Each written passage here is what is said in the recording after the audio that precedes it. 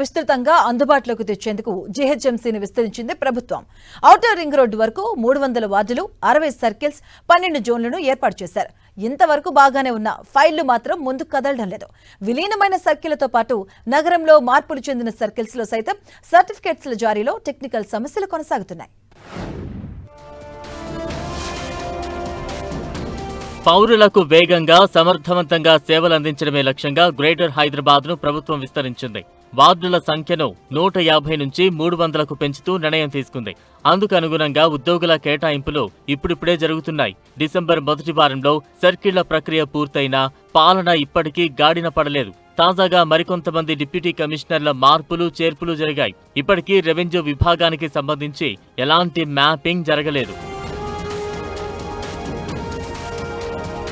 ఇక ముఖ్యమైన town planning file నిర్వహణలో సైతం ఇంకా సమస్యలు కొలిక్కి రాలేదు. కొద్ది రోజుల క్రితం సర్కిల్ జోన్లకు సంబంధించిన ఫైళ్ల విషయంలో సమస్యలు తొలగినప్పటికీ జీహెచ్ఎంసీ ప్రధాన కార్యాలయానికి రావాల్సిన ఫైళ్ల అంశంలో ఇప్పటికీ ఎలాంటి నిర్ణయం తీసుకోలేదు.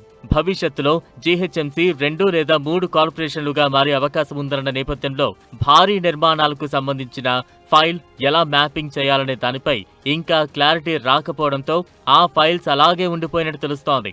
జీహెచ్ఎంసీ జారీ చేసే అతి ముఖ్యమైన పత్రాల్లో బర్త్ అండ్ డెత్ విభాగానికి సంబంధించిన సర్టిఫికెట్స్ జారీ పూర్తిగా నిలిచిపోయాయి. కొత్త సర్కిళ్లతో పాటు పాత సర్కిల్లో కూడా సర్టిఫికెట్ల జారీ నిలిచిపోయింది. ఎక్కువగా బేగంపేట సర్కిల్ పరిధిలో 2600కు పైగా సర్టిఫికెట్లు పెండింగ్ లో ఉన్నాయి. మెహదీపట్నం, హయత్ నగర్, చార్మినార్, యూసుఫ్గూడ, గోషమహల్, చాంద్రాయనగుట్ట, కాప్రా, ఫలక్నుమా, ఎల్బీ నగర్ తదితర సర్కిల్ పరిధిలో ఒక్కొక్క సర్కిల్లో 1000కి పైగా సర్టిఫికెట్లు పెండింగ్ లో ఉన్నాయి.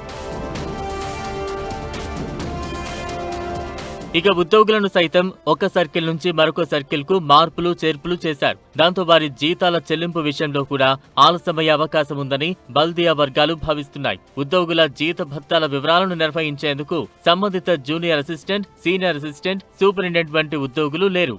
ఇలా బల్దియాను విభజన తర్వాత టెక్నికల్ కష్టాలు వెంటాడుతున్నాయి. వీటిని వేగంగా పరిష్కరించకుంటే మరిన్ని ఇబ్బందులు వచ్చే అవకాశం ఉందని వాపోతున్నారు బల్దియా ఉద్యోగులు.